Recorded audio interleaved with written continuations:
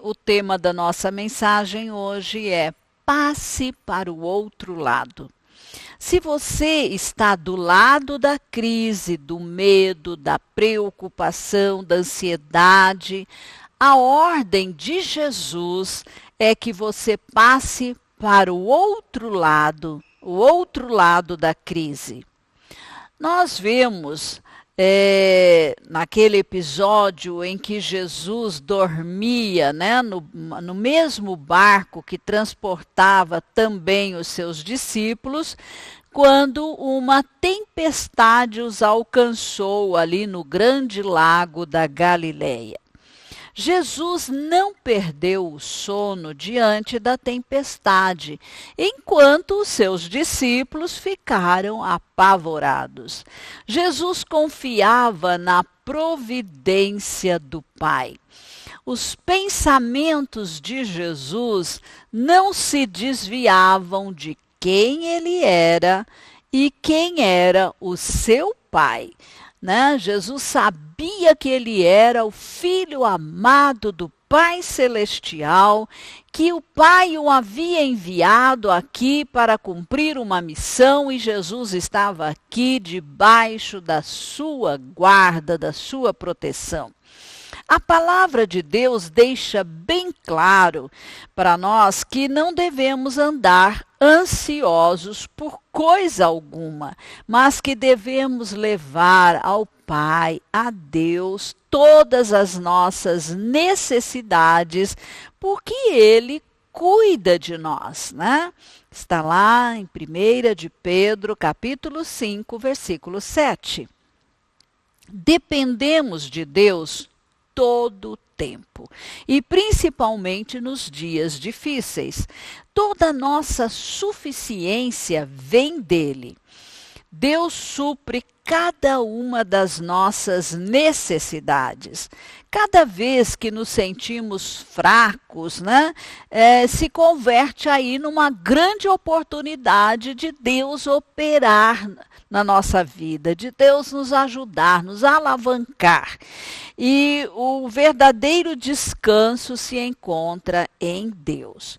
Muitos experimentam o que está escrito em Deuteronômio, capítulo 28, versículo 67, que diz: de manhã dirão, quem me dera fosse noite, e de noite, quem me dera fosse dia, por causa do terror que encherá o coração de vocês e por aquilo que os seus olhos verão.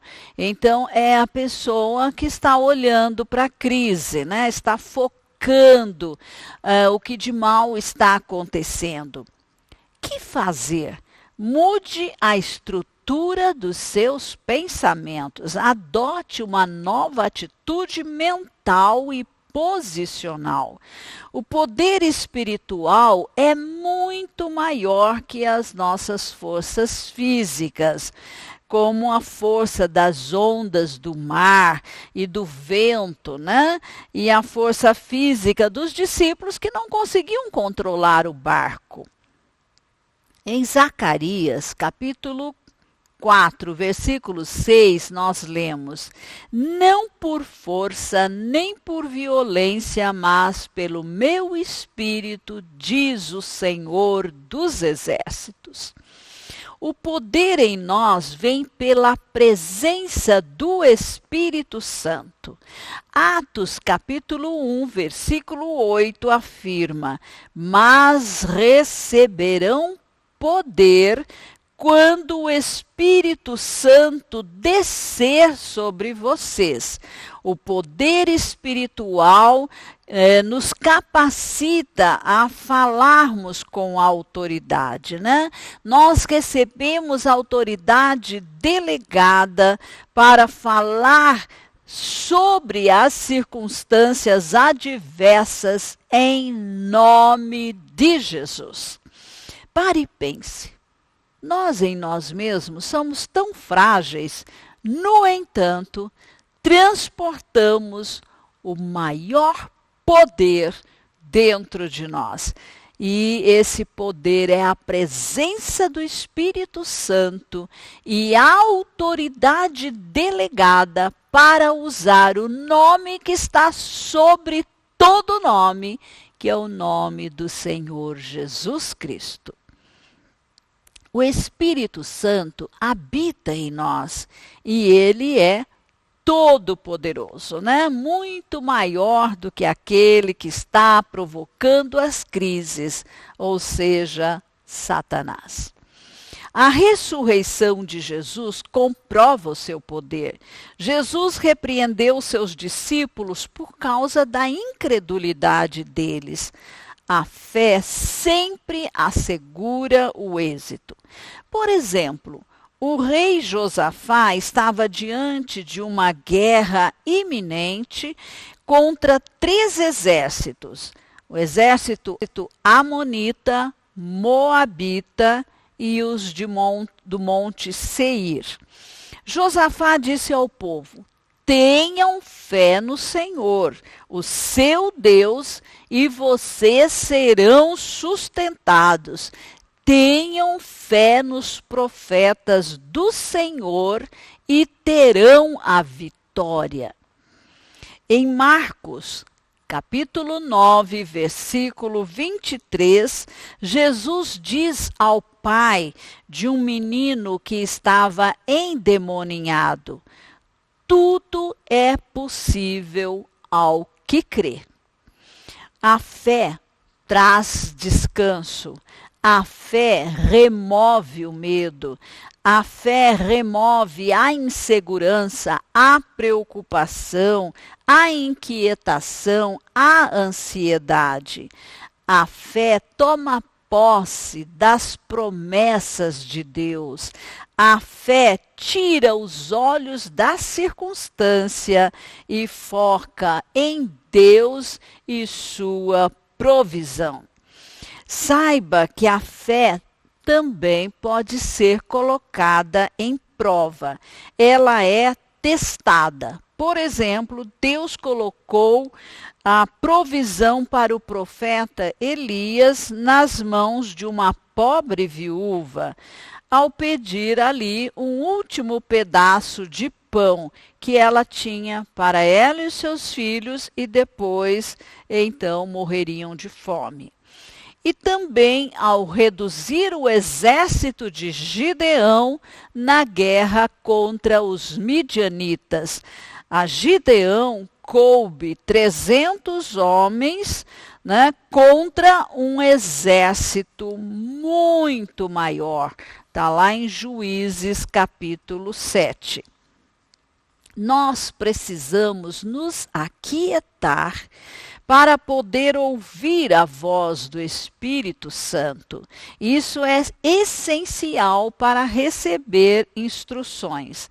Durante a crise, creia, confie na palavra de Deus. Diante da adversidade, confesse a promessa da palavra de Deus para você. Confessar é semear em fé. E a semeadura sempre vem antes da colheita. Você só colhe aquilo que semeia.